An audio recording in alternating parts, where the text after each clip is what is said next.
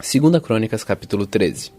No ano 18 do reinado de Jeroboão em Israel, Abias se tornou rei de Judá e governou 3 anos em Jerusalém. A sua mãe se chamava Micaía e era filha de Uriel, da cidade de Gibeá. Houve uma guerra entre Abias e Jeroboão. Abias foi à batalha com um exército de 400.000 soldados valentes, e Jeroboão levou para a luta 800.000 soldados valentes.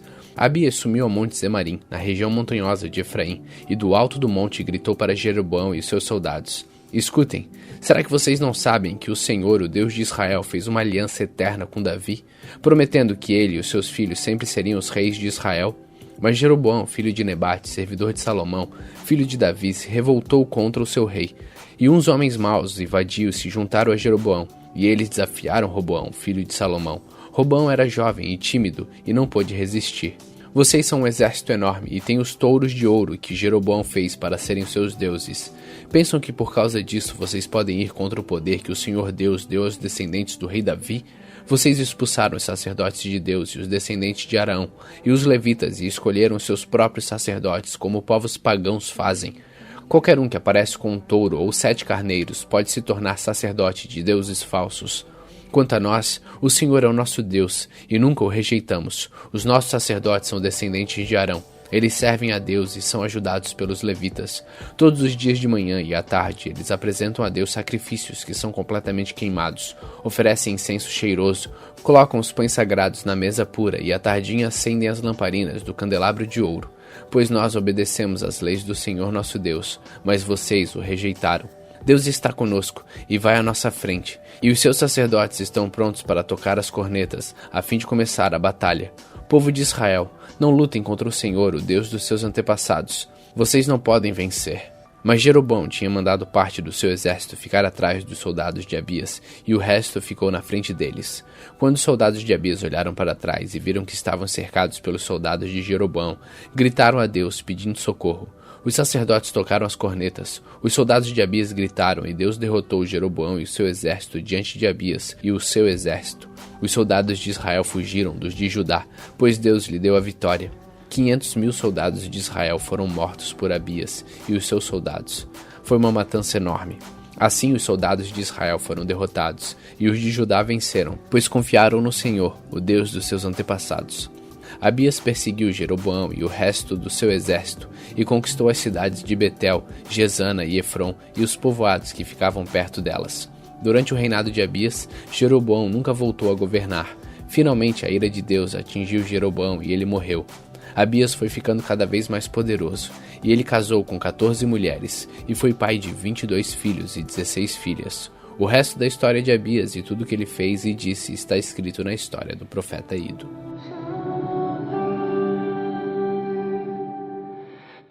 2 Crônicas, capítulo 14. O rei Abias morreu e foi sepultado na cidade de Davi, e o seu filho Asa ficou no lugar dele como rei. Durante o reinado de Asa, houve 10 anos de paz na terra de Judá. Asa fez o que era bom e direito, e assim agradou ao Senhor, o seu Deus. Proibiu os sacrifícios nos altares dos deuses estrangeiros e os cultos dos lugares pagãos de adoração. Derrubou as colunas do deus Baal e cortou os postes da deusa Zerá. Ordenou ao povo de Judá que adorasse somente ao Senhor, o Deus dos antepassados deles, e obedecesse às suas leis e mandamentos. Proibiu o culto nos lugares pagãos e em todas as cidades de Judá, e destruiu os altares de incenso. E durante seu reinado houve paz. Asa construiu muralhas e fortalezas nas cidades, e durante seu reinado nenhum inimigo guerreou contra ele, pois o Senhor Deus fez com que houvesse paz. Asa disse ao povo de Judá: Enquanto não há perigo de guerra, vamos construir nas cidades muralhas, fortalezas e portões com trancas, pois temos adorado o Senhor nosso Deus e temos procurado obedecer o que Ele manda. É por isso que Ele nos tem deixado viver em paz com todos os povos vizinhos. Portanto, tudo isso foi construído e houve progresso. O rei Asa tinha um exército de 300.000 homens de Judá armados com escudos e lanças, e 280.000 homens de Benjamim, armados com escudos e arcos e flechas. Todos eram soldados valentes. Um etíope chamado Zera marchou contra Judá, com um exército de 1 milhão de homens e 300 carros de guerra, e avançou até a cidade de Maresa. Asa saiu para lutar contra ele, e os 2 exércitos se prepararam para a batalha no vale de Zefata, perto de Maresa. Aí Asa pediu socorro ao Senhor seu Deus, dizendo: Ó Deus, tu podes socorrer tanto os fortes como os fracos. Ajuda-nos, ó Senhor nosso Deus, pois confiamos em ti e em teu nome estamos aqui para lutar contra este grande exército. Tu, ó Senhor, és o nosso Deus. Ninguém pode resistir ao teu poder. Quando Asa e os seus soldados atacaram, Deus derrotou os etíopes, e eles fugiram, sendo perseguidos por Asa e pelo seu exército até Gerar. Todos os etíopes foram mortos, não ficou nenhum só com vida, pois foram derrotados por Deus, o Senhor, e pelo seu exército. Os soldados de Asa carregaram consigo tudo que puderam. Depois atacaram e invadiram as cidades que ficavam perto de Gerar, pois todos os moradores estavam com medo de Deus. E os soldados de Asa pegaram toda a riqueza que havia nessas cidades. Atacaram também os acampamentos onde haviam rebanhos, pegaram muitas ovelhas e camelos, e depois voltaram para Jerusalém.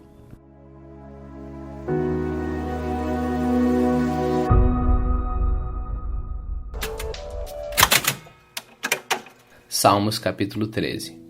Ó Senhor Deus, até quando esquecerás de mim? Será que para sempre? Por quanto tempo esconderás de mim o teu rosto? Até quando terei de suportar este sofrimento? Até quando meu coração se encherá dia e noite de tristeza? Até quando os meus inimigos me vencerão? Ó Senhor meu Deus, olhe para mim e responda-me. Dá-me forças novamente para que eu não morra. Assim meus inimigos não poderão se alegrar com a minha desgraça, nem poderão dizer, nós os derrotamos. Eu confio no teu amor, o meu coração ficará alegre, pois tu me salvarás, e porque tens sido bom para mim, cantarei hinos a ti, ó Senhor.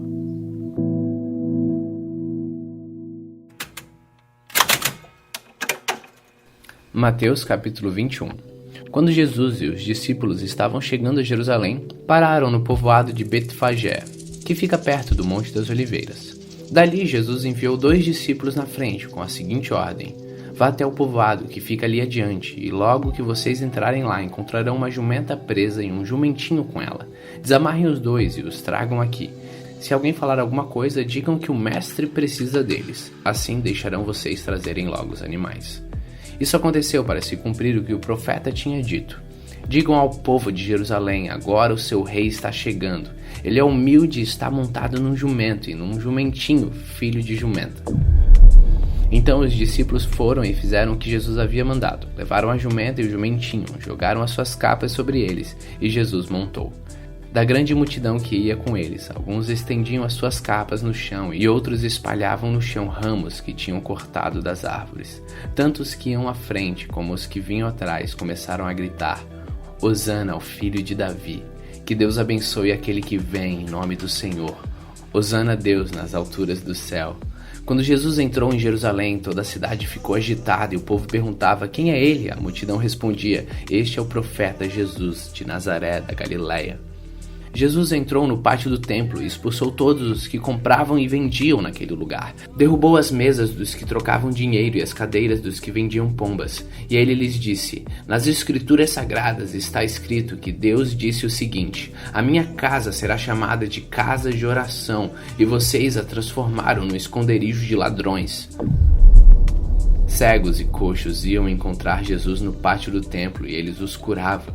O chefe dos sacerdotes e os mestres da lei ficaram zangados quando viram as coisas maravilhosas que ele fazia e ouviram as crianças gritando no pátio do templo: Hosana ao filho de Davi. E eles disseram a Jesus: você está ouvindo o que estão dizendo? Jesus respondeu: claro que sim.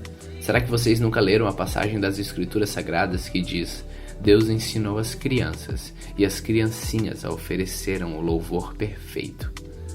Então Jesus os deixou, saiu da cidade e foi para o povoado de Betânia e passou a noite ali. No dia seguinte, quando estava voltando para a cidade, Jesus teve fome. Ele viu uma figueira na beira da estrada e foi até lá, mas não encontrou nada, só folhas. Aí disse para a figueira: nunca mais dê figos. E na mesma hora a figueira secou. Os discípulos viram isso e ficaram muito admirados e disseram: como a figueira secou depressa? Então Jesus disse: eu afirmo a vocês que isto é verdade. Se tiverem fé e não duvidarem, vocês poderão fazer a mesma coisa que eu fiz com esta figueira. E não somente isto, mas vocês poderão dizer a este monte: levanta-se e se jogue no mar. E isso acontecerá. Se crerem, receberão tudo o que pedirem em oração. Jesus chegou ao templo e, quando estava ensinando, alguns chefes dos sacerdotes e alguns líderes judeus chegaram perto dele e perguntaram: com que autoridade você faz estas coisas? Quem lhe deu essa autoridade? Jesus respondeu: eu também vou fazer uma pergunta a vocês. Se me derem a resposta certa, eu direi com que autoridade faço essas coisas. Respondam: quem deu autoridade a João para batizar? foi Deus ou foram as pessoas? Aí eles começaram a dizer uns com os outros: se dissermos que foi Deus, ele vai perguntar: então por que vocês não creram em João? Mas se dissermos que foram as pessoas, temos medo do que o povo pode fazer, pois todos acham que João era profeta. Por isso responderam: não sabemos. Então, eu também não digo com que autoridade eu faço essas coisas, disse Jesus. Jesus continuou: e o que é que vocês acham disto? Certo homem tinha 2 filhos. Ele foi falar com o mais velho e disse: filho, hoje você vai trabalhar na minha plantação de uvas. Ele respondeu: eu não quero ir. Mas depois mudou de ideia e foi. O pai deu ao outro filho a mesma ordem, e este disse: sim, senhor, mas depois não foi. Qual deles fez o que o pai queria? Perguntou Jesus. E eles responderam: o filho mais velho. Então Jesus disse: eu afirmo a vocês que isto é verdade. Os cobradores de impostos e as prostitutas estão entrando no reino de Deus antes de vocês. Pois João Batista veio para mostrar a vocês o caminho certo, e vocês não creram nele. Mas os cobradores de impostos e as prostitutas creram, porém mesmo tendo visto isso, vocês não se arrependeram e não creram nele. Jesus disse: escutem outra parábola. Certo agricultor fez uma plantação de uvas e pôs uma cerca em volta dela. Construiu um tanque para pisar as uvas e fazer vinho e construiu uma torre para o vigia. Em seguida, arrendou a plantação para alguns lavradores e foi viajar. Quando chegou o tempo da colheita, o dono mandou alguns empregados a fim de receber a parte dele. Mas os lavradores arrancaram os empregados, bateram num e assassinaram outro e mataram ainda outro a pedradas. Aí o dono mandou mais empregados do que da primeira vez, e os lavradores fizeram a mesma coisa. Depois de tudo isso, ele mandou o seu próprio filho, pensando: o meu filho eles vão respeitar. Mas quando os lavradores viram o filho, disseram uns aos outros: este é o filho do dono, ele vai herdar a plantação, vamos matá-lo e a plantação será nossa. Então agarraram o filho e o jogaram para fora da plantação e o mataram. Aí Jesus perguntou: e agora? Quando o dono da plantação voltar, o que é que ele vai fazer com aqueles lavradores? Eles responderam: com certeza ele vai matar aqueles lavradores maus e vai arrendar a plantação a outros, e estes lhes darão a parte da colheita no tempo certo. Jesus então perguntou: vocês não leram o que as escrituras sagradas dizem? A pedra que os construtores rejeitaram veio a ser a mais importante de todas. Isso foi feito pelo Senhor e é uma coisa maravilhosa. Jesus terminou: eu afirmo a vocês que o reino de Deus será tirado de vocês e será dado para as pessoas que produzem os frutos do reino. Quem cair em cima dessa pedra ficará em pedaços, e se a pedra cair sobre alguém, essa pessoa vai virar pó. Os chefes dos sacerdotes e os fariseus ouviram as parábolas que Jesus contou. Sabiam que ele estava falando a respeito deles. Por isso queriam prendê-lo, mas tinham medo da multidão, porque o povo achava que Jesus era profeta.